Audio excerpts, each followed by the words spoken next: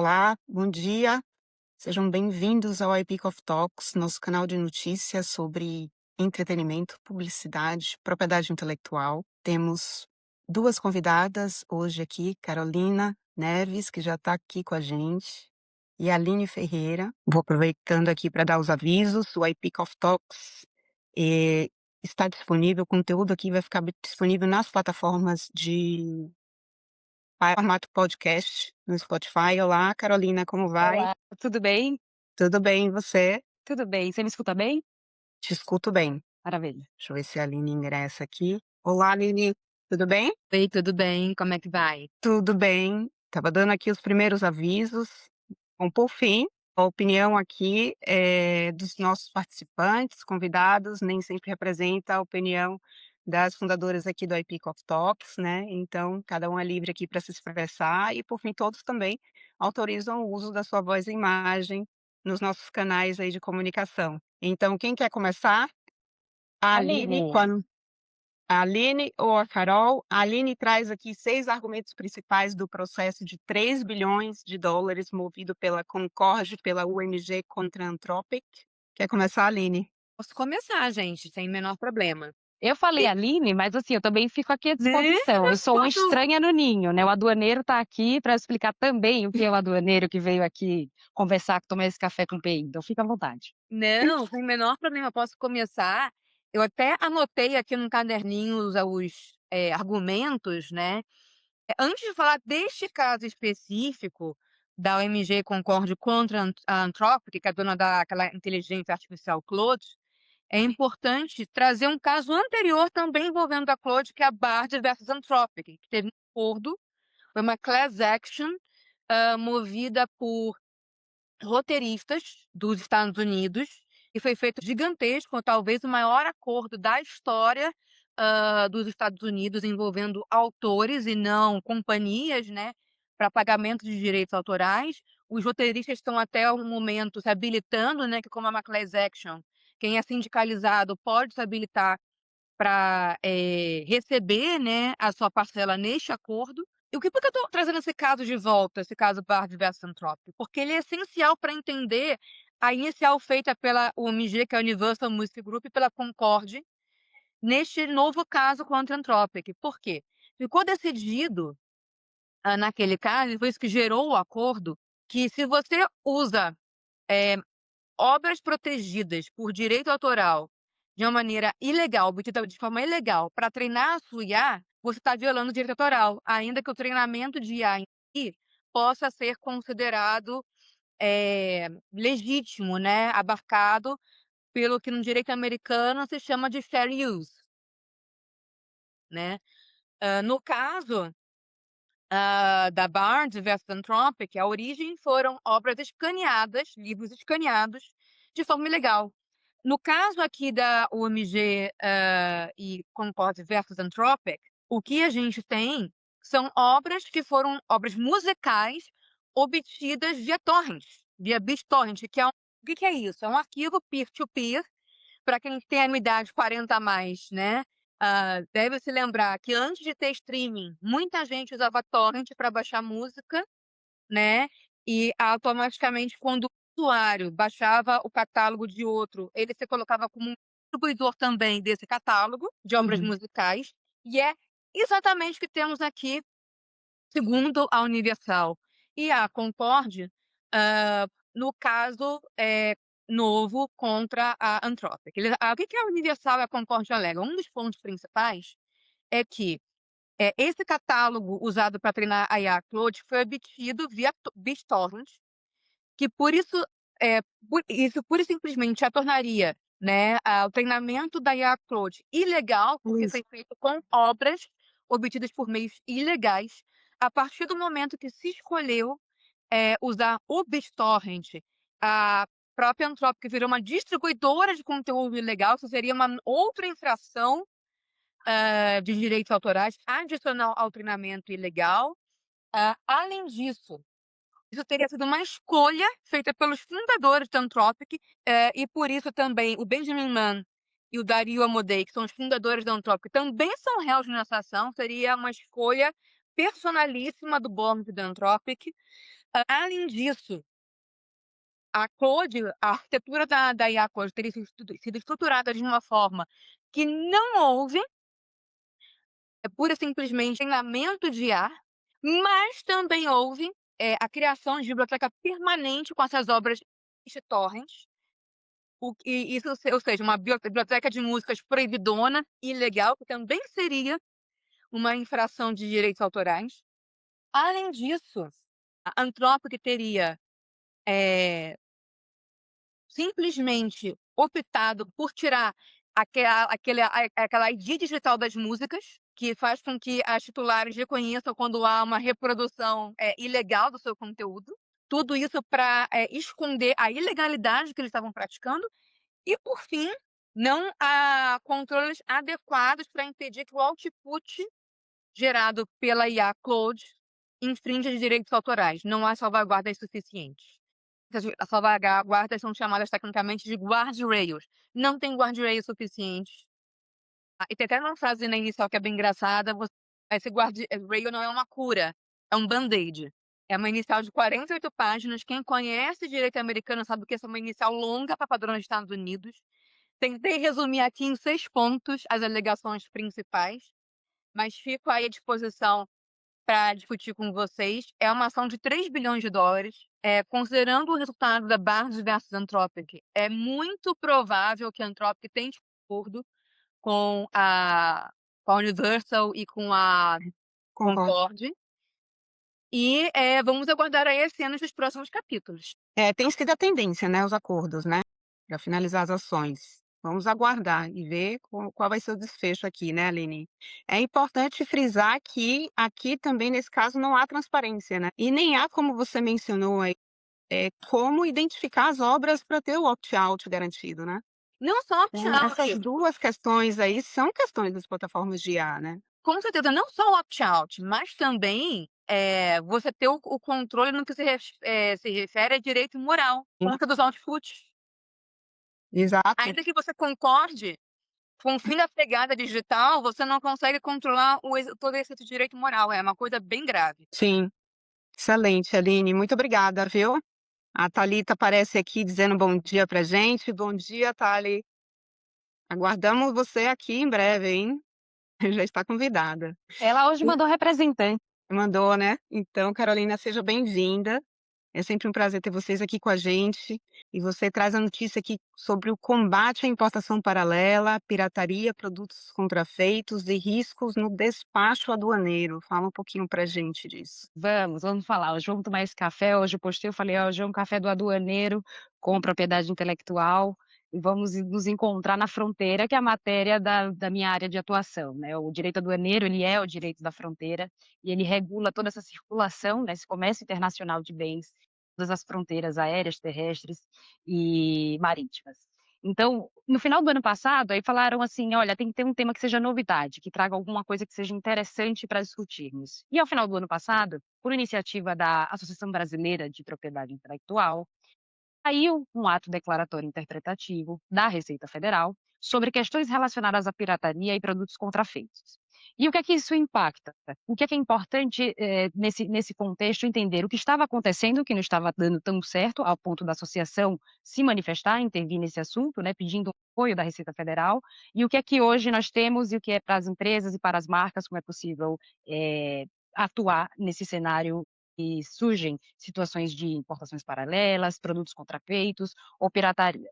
Dentro do regulamento aduaneiro, que são as normas, né, de direito aduaneiro, existe uma previsão, existe uma seção específica lá sobre casos especiais. Esses casos especiais incluem também marcas falsificadas, né, circulação de mercadorias com marcas falsificadas. Porque quando qualquer mercadoria entra no território nacional, vamos pensar aqui na fronteira Brasil, a mercadoria entra, ela é sujeita ao despacho aduaneiro, por meio da declaração de importação, existem canais de parametrização de risco. Canal verde é um canal um canal automático, o canal amarelo, que é uma conferência documental, e o canal vermelho é quando você tem ali uma parametrização que indica alguma necessidade de verificação física e documental dessa carga.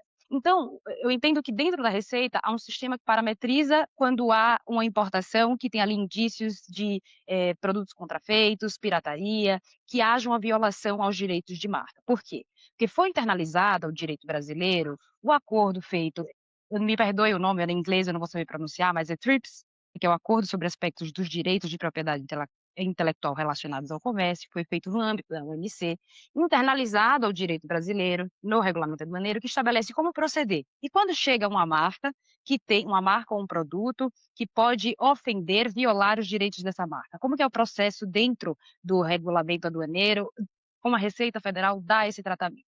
Quando há indícios de verificação de uma violação ao direito autoral, de marca, desenho industrial, a Federal pode, de ofício, né, se manifestar ali, reter essa mercadoria para verificar se há essa violação. E ela notifica o detentor dessa marca.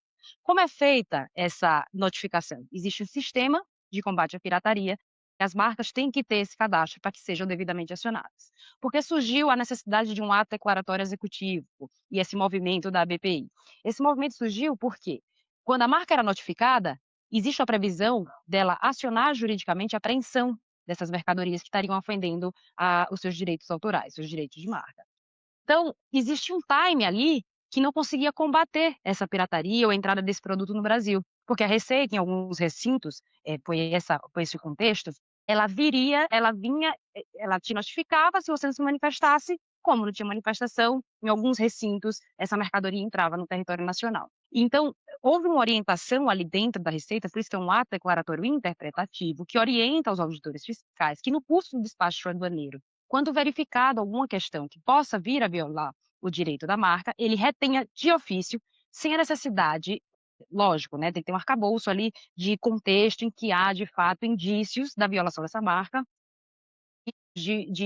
uma violação ao direito, sem a manifestação da outra parte, para que a Receita, enquanto União Federal, faça as vezes de proteção do território nacional da entrada desses produtos. Porque muitas vezes não é só uma questão de ofensa aos direitos envolvidos, né? Existem questões de segurança pública, né? De segurança fitossanitária, quando tem produtos químicos ali na composição, vamos pensar, tem um emblemático de uma determinada marca de copos, e tem um volume expressivo de importações que copiam o desenho desse copo, que dá ali uma entonação de uma violação ao o direito autoral dessa marca.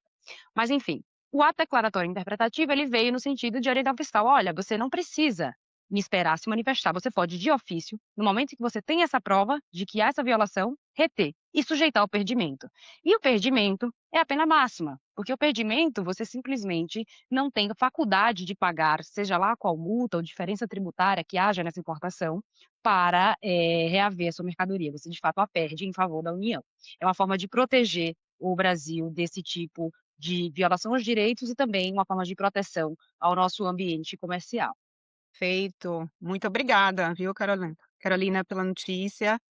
Bem interessante esse tema, conversa muito, né, com a área de propriedade intelectual, a questão de fiscalização aduaneira. Inclusive fizemos ano passado, no final do ano passado, uma visita ao Porto de Santos. Aline, você participou? Eu acho que você não estava, né? Eu não estava no Brasil, acho. Você estava viajando, então a gente foi à comissão de PI junto com a comissão de PI de Santos, né, presidida lá pela Débora, organizou essa visita ao Porto de Santos, justamente lá, pra gente entender esse processo de fiscalização das mercadorias e todo o trâmite, foi bem interessante também. Obrigada por trazer essa notícia, tá bom? É interessante saber e é interessante também, a questão não só dos auditores estarem alinhados, mas das marcas também estarem alinhadas à possibilidade de se proteger, de se Sim. manifestar no curso do despacho. Então estarmos atentos a todo esse movimento, né, que blinda, que protege os direitos é super importante para todos nós e para o Brasil como um todo. Sim, é um trabalho integrado, né, é um trabalho, na verdade, das marcas junto, né, com a Receita, então é interessante entender isso mesmo, que o esforço tem que vir de todas as partes interessadas, né. Com certeza. Então, por fim, eu vou trazer aqui a minha notícia do acordo de parceria estratégica entre o Mercosul e a União Europeia, que foi assinado em 17 de janeiro de 2026, Assunção, Paraguai, né? Após anos de negociação, esse acordo cria uma das maiores áreas de livre comércio do mundo, abrangendo cerca de 720 milhões de pessoas PIB combinado de mais de 22 trilhões de dólares. Então é um acordo histórico aí, um marco, né, para o comércio internacional. E o acordo segue com os trâmites de incorporação dos territórios signatários, né? No Brasil, só para contextualizar um pouquinho antes de entrar no mérito da propriedade intelectual, né, e da importância desse acordo para a API, é importante a gente entender o contexto aqui dessas internalizações. Então, o acordo foi submetido à representação brasileira no Parlasul, que é o Parlamento do Mercosul, para análise, né?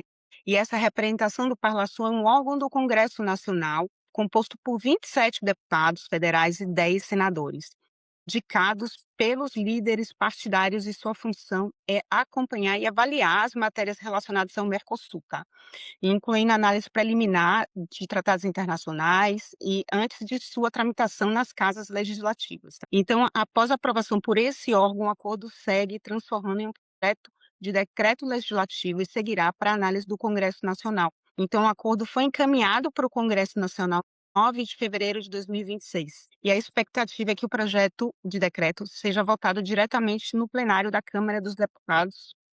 Em seguida, o texto deverá ser encaminhado ao Senado Federal, onde passará pelas comissões de Relações Exteriores e posteriormente pelo plenário, né? E o deputado Arlindo Chinaglia, do PT, presidente da representação no Parlasul, foi designado relator da proposta, apresentou parecer favorável ao acordo, e no relatório o Chinaglia destacou que o acordo cria uma ampla área de livre comércio entre os blocos, com redução gradual de tarifas e preservação de setores considerados sensíveis, além de prever salvaguardas e mecanismos de solução de controvérsias importantes, né? E durante a reunião de 10 de fevereiro, então bem recente isso agora, esse mês, o relatório foi lido, mas a votação foi adiada para 24 de fevereiro, né, após pedido de vista do deputado Renildo Calheiros, do PCdoB. Então, a aprovação do acordo pelo Brasil é considerada estratégica, mas aguarda aí a votação e poderá permitir a aplicação provisória do tratado entre o Brasil e a União Europeia, tá? Como antes da ratificação dos demais países do Mercosul. Só para entender um pouquinho mais a situação, na União Europeia, em 21 de janeiro de 2026, o Parlamento Europeu decidiu suspender o processo de ratificação, tá? Porque ocorreu a judicialização. Então, foi encaminhado ao Tribunal de Justiça da União Europeia para uma revisão das bases jurídicas do tratado. E essa decisão representa um revés, né, significativo, pois a análise do TJUE pode atrasar a ratificação vários meses e levanta algumas incertezas para a gente aqui também, né? Então, a suspensão foi motivada por preocupações de eurodeputados, especialmente da França, sobre o impacto do acordo na agricultura europeia e questões ambientais. Tá? Mesmo assim, como eu disse anteriormente, a Comissão Europeia não é obrigada a guardar o processo de judicialização do Tribunal de Justiça Europeu e pode iniciar a aplicação provisória do tratado, tá? Já que o texto foi formalmente assinado. Para que isso ocorra, basta que um dos países do Mercosul ratifique o acordo. Então, assim, o Brasil, a Argentina, Uruguai e o Paraguai concluírem esse processo.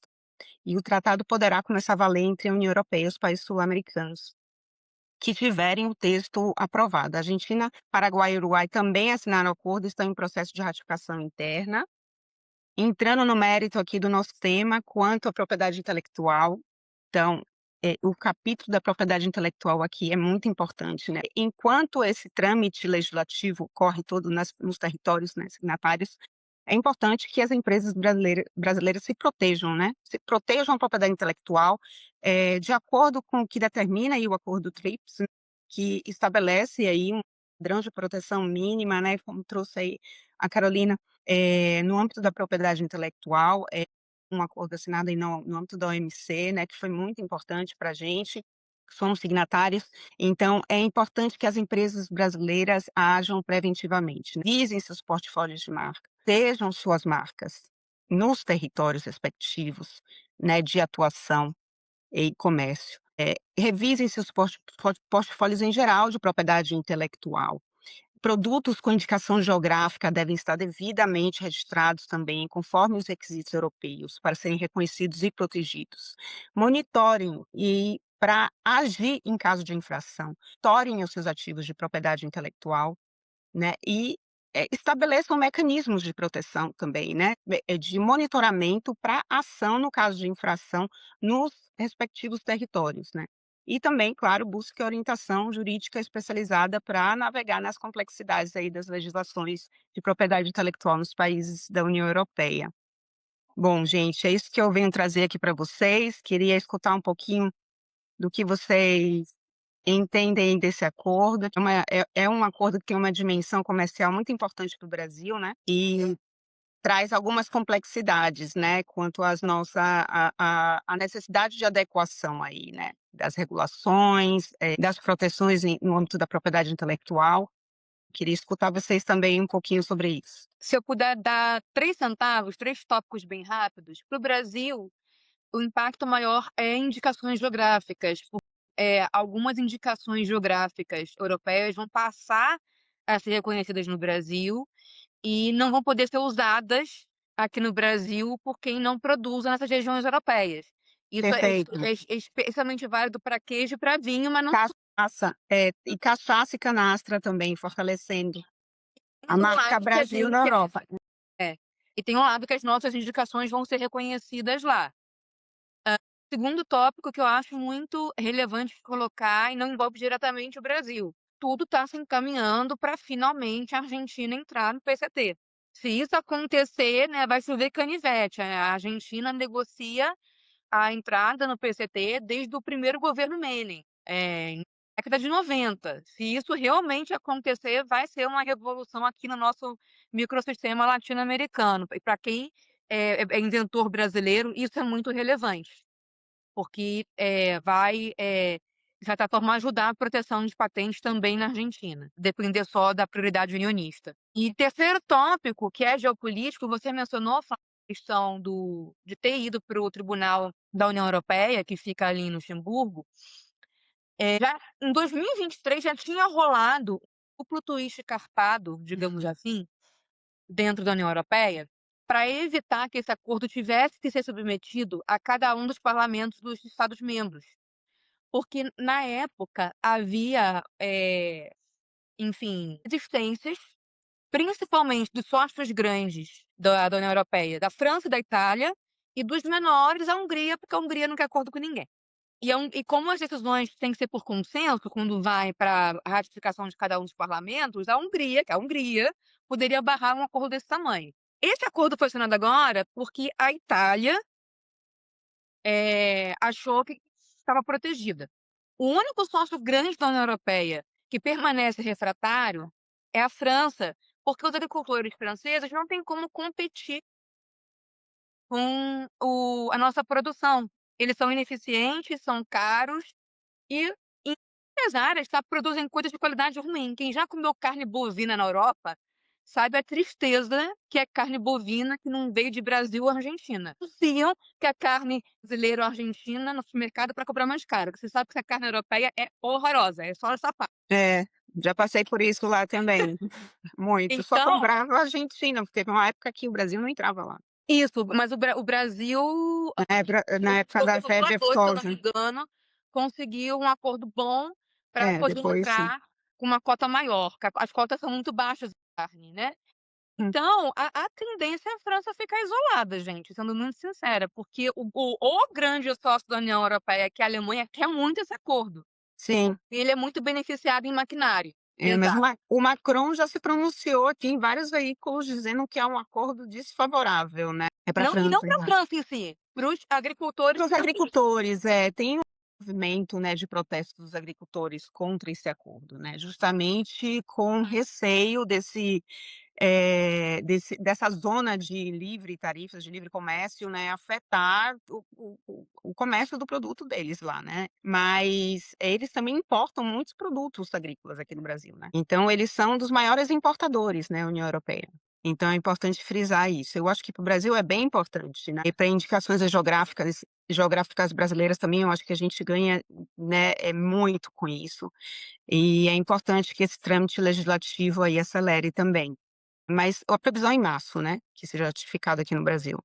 De acordo com um veículo de notícia alemão, DW, né, se não me engano, a previsão na União Europeia é 18 a 24 meses, né. Mas tem Talvez essa saia possibilidade da comissão também, permitir que inicie. talvez saia um pouquinho antes, porque se o Attorney General, o advogado-geral da União Europeia, der uma opinião favorável, já Exato, tá muito é, ruim para a França bancar essa pra posição. exato. Nossa, sempre um prazer estar com vocês aqui. Aline, um prazer te ver aqui com a gente. Carolina, venha sempre, tá? Eu acho que é a primeira Obrigada. vez que você está aqui com a gente, tá? Mas é um prazer ter vocês aqui, você e todo o time do IW. Então, vamos seguir para a próxima, gente. Bom trabalho para vocês e boa tarde. Tchau, Ótima tarde, bom almoço. bom Tchau, almoço. gente. Tchau, Obrigada. tchau. Tchau, tchau.